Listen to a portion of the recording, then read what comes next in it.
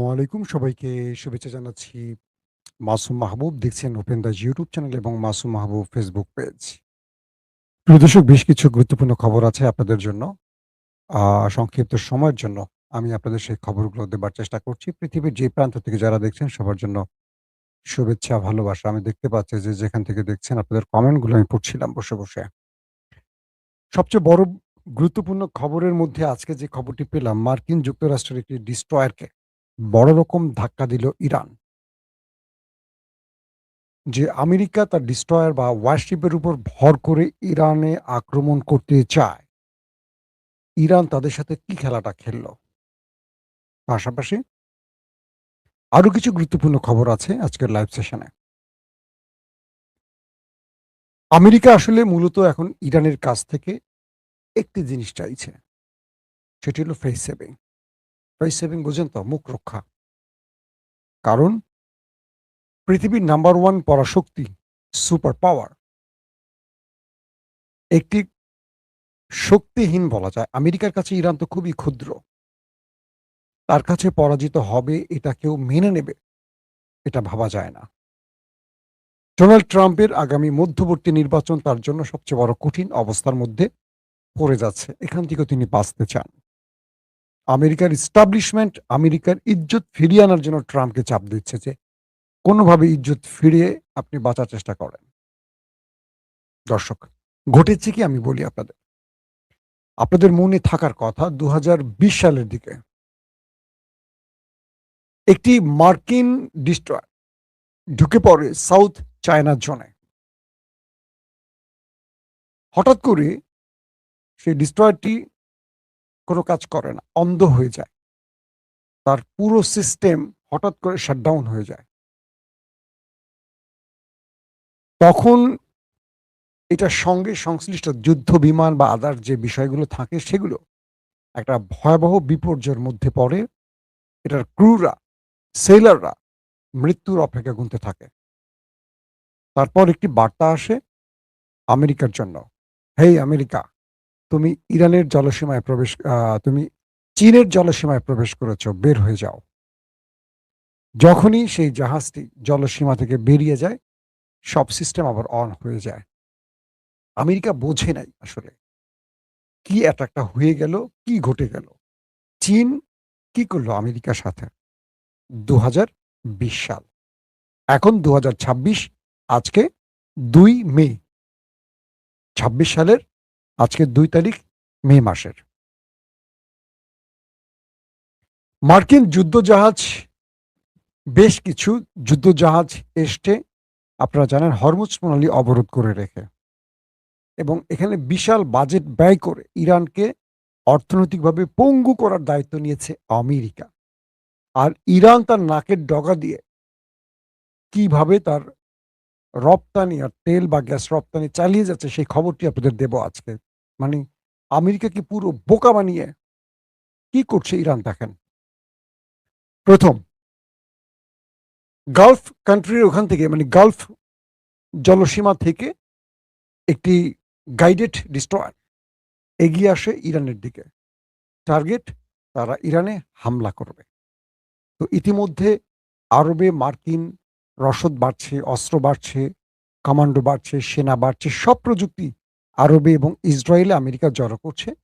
কারণ আলোচনায় সমাপ্তি না হলে একটা যুদ্ধ হবে, সেই যুদ্ধটা কতদিনের জন্য কেউ জানে না, বাট যুদ্ধ একটা হবে। সেভাবেই সকল প্রস্তুতি নিচ্ছে আমেরিকা, ইসরায়েল, গালফ কান্ট্রি। এই তথ্য তো ইরান প্রতিনিয়ত জানে, তাই তো? তো গালফ জলসীমা থেকে একটি গাইডেড ডিস্ট্রয়ার ইউএসএস হেগেন্স ইউএসএস হেগেন্স এগিয়ে আসে ইরানের জলরাশির দিকে। হঠাৎ করে এটার মধ্যে থাকে প্রায় ৩০০-র অধিক সেলার। হঠাৎ করে এটা অন্ধ হয়ে যায়। অন্ধ মানে কোনো কাজ করে না, টোটাল সিস্টেম অফ হয়ে যায়। বলা হয় এটার বিদ্যুৎ ব্যবস্থা হঠাৎ বন্ধ হয়ে যায়। সাগরে এটা টলমল করে ভাসতে থাকে। না ডানে, না বামে, না সামনে, না পিছনে। স্রোতের সাথে ভাসতে শুরু করে এবং এই গাইডেড ডিস্ট্রয়ারটি বুঝতে পারে যে এটা আক্রান্ত হয়ে গেছে। এটার ভেতরে যে ৩০০ সেলর থাকে, তারা কান্নাকাটি শুরু করে দেয়, ঈশ্বরের কাছে দোয়া প্রার্থনা শুরু করে দেয় এবং তারা বুঝতে পারে তাদের উপর একটা বড় আক্রমণ হয়েছে বা আক্রমণ হতে যাচ্ছে। তাদের প্রাণে বাঁচার আর কোনো সুযোগ নেই। এই মুহূর্তে কি করবে তারা? কোনোভাবেই তারা কন্ট্রোল রুমে যোগাযোগ করতে পারে না। যেহেতু এই রণতরী বা ডিস্ট্রয়ার বা ওয়ারশিপ সিস্টেমগুলোতে যদি বিদ্যুৎ ব্যবস্থাটা বন্ধ হয়ে যায়, তাহলে পুরো সিস্টেম অকেজো হয়ে যায়। কোনো সিস্টেম কাজ করে না। তো ডিস্ট্রয়ারটি তখন কি করবে বুঝতে পারে না। কয়েক ঘন্টার জন্য একটা অন্যরকম পরিস্থিতি তৈরি হয় ইউএসএস হেগেন্সে এবং যারা এটার মধ্যে ছিল, ফাইটার, নাবিক, ক্রু, আমরা যাদেরকে বলছি সেইলার, তারা ধরে নেয় তারা আর বাঁচবে না। এই অথই সাগরে এটা যখন অকেজো হয়ে যায় এবং এটা যখন কোনো কন্ট্রোল রুমে যোগাযোগ করতে পারছে না, কোনো সিস্টেমকে সংকেত দিতে পারছে না এবং এখান থেকে কোনো কিছু করার সুযোগ হচ্ছে না, একটা কলা গাছের মতো দাঁড়িয়ে থাকে সাগরে আর পানির স্রোতের সাথে ভাসতে থাকে, কখনো ডানে, কখনো বামে, কখনো সামনে, কখনো পেছনে। তো এই সময়টিতে তারা কি করবে বুঝে উঠতে পারে না। কয়েক ঘন্টা পর হঠাৎ করে বিদ্যুৎ চলে আসে। এরপর তাদের কাছে একটা বিশেষ সংকেত আসে, আউট, চলে যাও। ইউএসএস হেগেন্স গাইডেড ডিস্ট্রয়ারটি দ্রুত সেখান থেকে পেছনে কেটে পড়ে। তারা বুঝতে পারে অল্পের জন্য তাদের জীবনটা রক্ষা হয়েছে বা তাদেরকে কেউ দয়া করেছে। এখন বলেন, কে করেছে কাজটি? কে করতে পারে? সরকারি খাতায় আসামির নাম নাই, সন্দেহভাজন আছে, কিন্তু প্রমাণিত শত্রুকে বলা যাচ্ছে না। অর্থাৎ আমেরিকার এই পাওয়ারফুল ডিস্ট্রয়ারের সাথে একটা খেলা খেলে দিয়েছে ইরান। ইরান তারা বারবারই বলছে না যে আমাদের কাছে যে কার্ড আছে, আমরা তোমাদের হরমুজ প্রণালীতে তোমাদের ডিস্ট্রয়ার, তোমাদের ওয়ারশিপ, রণতরীর সাথে কি খেলা খেলবো তোমরা কল্পনাই করতে পারো না। তোমরা যে ইরানের সাথে লড়তে এসেছো, সেই ইরান সম্পর্কে তোমরা ধারণা না নিয়ে এসেছো। তোমরা জানোই না কি করতে পারে তোমাদের সাথে ইরান। এখন পর্যন্ত ইরান যে চুপ আছে, তোমরা হরমুজে ব্লকেড করে রাখছো, ইরান যে চুপ, এটার মূল কারণ হলো ইরান তোমাদেরকে এখনো ছাড় দিচ্ছে, সুযোগ দিচ্ছে পেছনে ফিরে যাবার জন্য। নতুবা তোমাদেরকে এতক্ষণ এখান থেকে পালাতে হতো। ইরান বলছে তোমাদেরকে লাস্ট ওয়ার্নিং দিচ্ছি, হরমুজ প্রণালী থেকে দ্রুত কেটে পড়ো। যদি কেটে না পড়ো, শীঘ্রই আমরা তোমাদের উপর স্ট্রাইক চালাবো। মার্কিন মেরিন সেনা, মার্কিন কমান্ডো, মার্কিন নেভিকে ইরান বলছে দ্রুত হরমুজ থেকে কেটে পড়ো। যদি কেটে না পড়ো, তোমাদের উপর বড় স্ট্রাইক চালাচ্ছি আমরা। ইরান আমেরিকাকে থ্রেট দিচ্ছে। বুঝতে পারছেন আমেরিকা কোন চিপায় পড়ছে?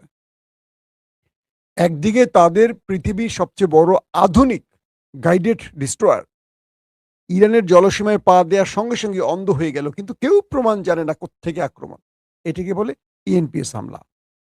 অর্থাৎ ইলেকট্রনিক্স কোনো ডিভাইস বা কোনো সফটওয়্যারগত বা কোনো ইন্টারনেটের, এখন তো পুরো পৃথিবী ইন্টারনেট চলে, একটা লিফটও ইন্টারনেটে চলে। সাইবার অ্যাটাক, কত রকম শব্দ আমরা বলি না।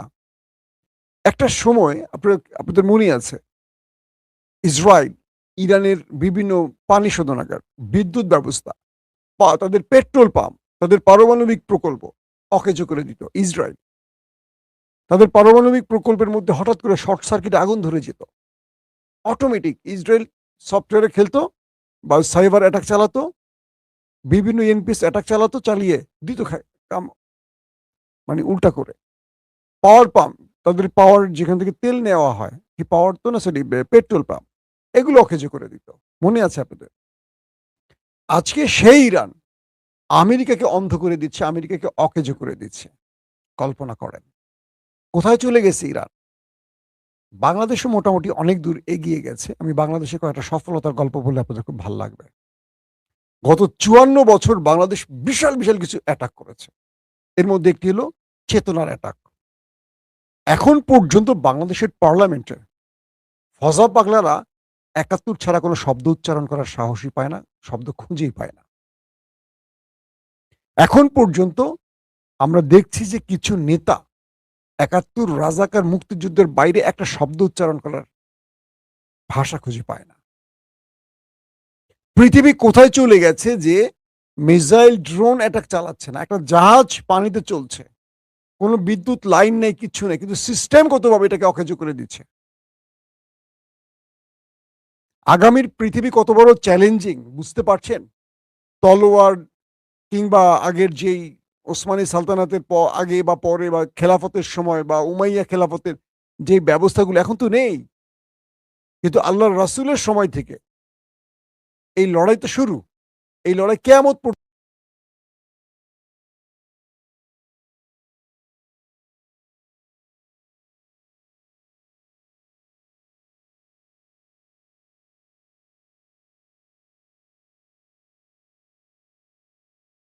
হ্যালো, হ্যালো, শুনতে পাচ্ছেন আপনারা? হ্যাঁ, আশা করি শুনতে পাচ্ছেন।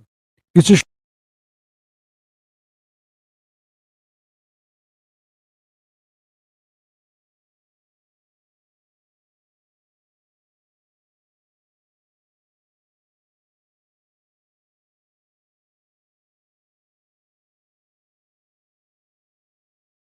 হঠাৎ করে সাউন্ড প্রবলেম, এখন ঠিক আছে বোধহয় না সাউন্ড? দেখেন আপনারা শুনবেন, আমাকে জানাবেন সব ঠিক আছে কিনা, সাউন্ড ছেড়ে দেওয়ার কারণটা কি? এখন ঠিক আছে সাউন্ড ভাই? তো যেই প্রবলেমটা হইছে যে ইরান তার ঘরে বসে শত্রুকে সাগরে অকেজো করে দিচ্ছে। আর দেখেন বাংলাদেশের পার্লামেন্টে এখনো বলা হচ্ছে ৭১, ২৪ কিছু না ৭১। কে বলছেন? ফজা পাগলা, যে নিজে হাতে অস্ত্র নিয়ে যুদ্ধ করে নাই, আরেক কোম্পানি কমান্ডার বলছেন। স্পিকার বলছেন যারা যুদ্ধ করেনি তারা মুক্তিযুদ্ধের সহায়ক, নট মুক্তিযোদ্ধা, তারা ফ্রিডম ফাইটার নয়, তাদেরকে মুক্তিযুদ্ধের সহায়ক বলা হয়। আর তিনি নিজেকে এত বছর ধরে যুগের পর যুগ মুক্তিযোদ্ধা, ৯০০ ১০০০ কি কমান্ডো নিয়ে তিনি লড়াই করেছেন, কত মিথ্যা বলেছেন। দেখবেন যারা মুক্তিযুদ্ধ নিয়ে রাজনীতি করে আর ব্যবসা করে, এরা সবগুলো হলো ফেক, মিথ্যাবাদী। আর প্রকৃত মুক্তিযোদ্ধারা কখনো এটাকে বিক্রি করে না। যারা জুলাই যুদ্ধে লড়াই করেছে এরা কেউ বিক্রি করে না, কিন্তু যারা জুলাই যুদ্ধে অংশীদার না তারা প্রতিদিন এটা বিক্রি করে। এটা হলো মূল জায়গা। তো বাংলাদেশের দিকে তাকান। এই কথাটা কেন আজকে বাংলাদেশে নিয়ে বললাম, যে বাংলাদেশ কোথায় যাচ্ছে, পৃথিবী কোথায় যাচ্ছে। তুরস্কের দিকে তাকান, তারা বিশাল মার্কিনের ইতিহাসে যে বড় বড় রণতরী সেগুলো বিট করার জন্য নিজেরা রণতরী বানাচ্ছে এবং মোটামুটি তৈরি হয়ে গেছে, ৩০-এর আগে সেটা নামবে। তাদের নিজের আকাশ প্রতিরক্ষা আছে, পঞ্চম প্রজন্মের যুদ্ধ বিমান আছে তুরস্কের নিজের তৈরি। আমাদের কি আছে? এক চেতনার বাইরে আমাদের বাল কিচ্ছু নাই, কিচ্ছু নাই। আর এক চেতনার বাইরে ৫৪ বছরে আমরা কিচ্ছু বানাই নাই।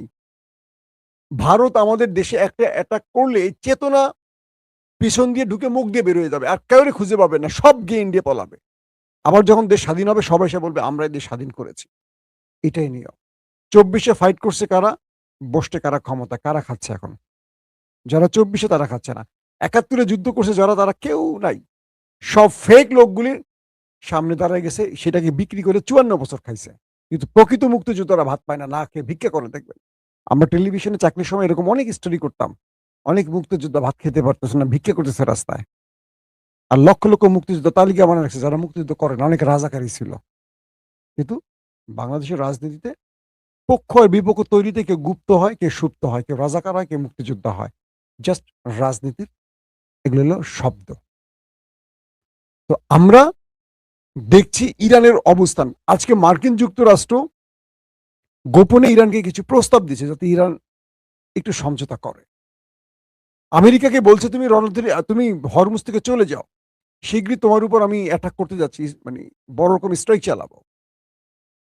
যে ইরানকে ওরা সাইবার অ্যাটাক করে অকেজো করে দিত, আজকে সেই ইরান ওদেরকে অকেজো করে দিচ্ছে। ওরা নতুন নতুন কার্ড খেলবে কি, ইরান নিজে ওদেরকে কার্ড খেলে প্রতিদিন নতুন নতুন চাপে ফেলে দিচ্ছে। ওরা হরমুজ প্রণালীতে ব্লকেট তৈরি করেছে। ইরান কি করছে জানেন? ইরান কি করছে? উজবেক, তুর্কমেনিস্তান বিভিন্ন পথ দিয়ে তারা যে রেল লাইন তৈরি করছে ১০,০০০ কিলোমিটার, সেখান থেকে ইরান তার পরিবহন তেল সাপ্লাই দেওয়া শুরু করে দিচ্ছে। কল্পনা করেন। প্রতিটা জায়গায় শত্রুর বিকল্প তৈরি করে রেখেছে ইরান। আমেরিকা অ্যাটাক করতে এসে এখন পুরো বোকাচোদা হয়ে গেছে। দুঃখিত, শব্দটা অন্যরকম হয়ে গেছে। কারণ কি জানেন? এখন আমেরিকার এই ব্লকেড কোনো কাজে আসতেছে না হরমুজ প্রণালীতে। কারণ একদিকে হরমুজ দিয়েও তেল নিচ্ছে ইরান, আবার পাকিস্তান, ইরান দুজনের খুলে দিছে, সীমান্ত খুলে দিছে। শুনছেন না খবরে? ইরান এবং পাকিস্তান সীমান্ত খুলে দিয়েছে। এই সুযোগে পাকিস্তান ভাবতেছে আমি কিছু মাল কামাই নাই। ইরান তাদের অপশন দিছে, আমার তেল তুমি তোমার দেশে ঢুকাও, বেচো। ইরান এখন যেহেতু পাকিস্তান ইরানের সীমান্ত আছে, ঢুকে গেছে। পাশে চীন, উজবেক, তুর্কমেনিস্তান থেকে চীনের যে ১০,০০০ কিলোমিটারের পথ তৈরি করছে চীন আর ইরান মিলে, তারা যে বাণিজ্যিক রুট তৈরি করছে, বিশাল রেল লাইন তৈরি করছে ১০,০০০ কিলোমিটার। কল্পনা করেন। এই পথ দিয়ে রেলে করে এখন তেল সাপ্লাই শুরু করছে ইরান। এখন আটকাবে কি করে আমেরিকা? বলেন। হরমুজে এসে ব্লকেট দিছে, ইরান বিকল্প পথ চালু করে দিছে। মানে প্রতিটা জায়গায় ইরান আমেরিকাকে এমন ভাবে ওভার ট্রাম্প করছে যে আমেরিকা এখন আর কোনো শব্দ উচ্চারণ করতে পারছে না। ট্রাম্প দেখছে যে প্রতিটা জায়গায় ইরান তার কৌশলের কাছে আমেরিকাকে পরাজিত করছে। একটা পরাশক্তি কিভাবে ইরানের কাছে একদম নত হয়ে গেছে কল্পনা করতে পারেন? খেলা কোন লেভেলে চলে গেছে? এখন আরব রাষ্ট্রগুলো তারা বুঝতে পারছে না কি করবে। তারা তাদের দেশের মধ্যে আমেরিকাকে ঘাঁটি দিয়ে বসে আছে। আর ইরান বলছে যে তুমি তোমার দেশ থেকে আমেরিকাকে তাড়াও। ইরান বলে দিচ্ছে তোমার দেশ থেকে আমেরিকাকে বিদায় করো। নতুবা তোমার দেশে আমি স্ট্রাইক চালাবো। তোমার রাজা বাচ্চারা কেউ বাঁচবে না। তোমাদের প্রাসাদগুলো আমি প্রাসাদের ইট খুলে নেব একটা, একটা করে। আজকে বলছি ইরানের পার্লামেন্ট মেম্বার, তোমার প্রাসাদের ইট আমি খুলে নিয়ে আসবো একটা, একটা করে। বুঝতে পারছেন? খেলা কোন লেভেলে চলে গেছে? তো এই অবস্থার মধ্যে সত্যিকার অর্থে আমেরিকা আরো বড় টেনশনে পড়ে গেছে। ডোনাল্ড ট্রাম্প আরো বড় টেনশনে পড়ে গেছে। আসছে দিনগুলো দেখেন, জেরার্ড আর ফোর্ড, আমেরিকার সবচেয়ে বড় রণতরী, এটা নিখোঁজ হয়ে গেছে, পালায় গেছে, নাই। ইরানে আক্রমণ করতে এসে পালায় গেছে। Abraham Lincoln out of service, এটা চিকিৎসার জন্য পাঠানো হয়েছে। আজকে যেটা বললাম যে ডিস্ট্রয়ার, এটা তো মোটামুটি খেলা একটা খেলে দিছে। তারপর আরো আছে যে কি বলে জর্জ বুশ, সেটাও এখন টল করে কোন দিকে যাবে পথ খুঁজে পাচ্ছে না। আসছে ইরানে আক্রমণ করতে একটা, একটা করে পালানো শুরু হয়ে গেছে। অন্যদিকে আরব রাষ্ট্রের ইসরায়েলে অস্ত্র এনে জমা করছে আমেরিকার যুদ্ধের জন্য। চিন্তা করেন। ইরান বলছে যা কিছু করো ভেবে চিন্তে করো। তুমি ততটুকুই করো যতটুকু তুমি মেনে নিতে পারবা। কারণ তুমি আমার সাথে যা করবা আমি তার কম করব না, হয় বেশি করব, নাহলে সমান করব। কিন্তু মেনে নিতে পারবা কিনা সেটা চিন্তা করে করো। এই হলো অবস্থা এখন আমেরিকা ইরানের। কোনোভাবেই এখান থেকে আমেরিকা আসলে পথ খুঁজে পাচ্ছে না। আমেরিকার ফেস সেভিং ইরান দিচ্ছে না। এখন একটি ফেস সেভিং চায়, একটা আক্রমণের সুযোগ চায় আমেরিকা। একটা আক্রমণ করেই বিজয় ঘোষণা করে দিয়ে আমেরিকা চলে যাবে। ইরান বলছে, ও আচ্ছা, আচ্ছা, ঠিক আছে, মাথা পেতে দিলাম, একটা বাড়ি মারো। তো একটা শর্ত আছে, ছোট্ট একটা শর্ত আছে। তুমি তো বড় ভাই, আমি তো ছোট ভাই। তুমি একটা বাড়ি মারো, আমি তোমাকে ৫ টা বাড়ি মারতে চাই। আমেরিকা শখ কত? শখ কত? আমি তোমার হাতে পায়ে ধরে একটা বাড়ি মারবো, তোমার লাগে ২০০ টাকা দিব, হুমায়ুন আহমেদের নাটকের মতো। তুমি আমার ৫ টা বাড়ি মারো, এটা আমি খেলবো না, আমি তোমার সাথে খেলবো না। খেলা কোন লেভেলে বুঝছেন? আমেরিকা ইরান এই খেলা দেখে এখন কি মনে হচ্ছে? পুরো ইউরোপ আমেরিকার কাছ থেকে সরে যাচ্ছে। ইউরোপ আমেরিকাকে তার সেনা ঘাঁটি বন্ধ করে আমেরিকাকে চলে যেতে বলতেছে। আমেরিকা কত বড় বিপদে আছে এখান থেকে হিসাব করুন। প্রত্যেকে ভালো থাকবেন। আল্লাহ হাফেজ।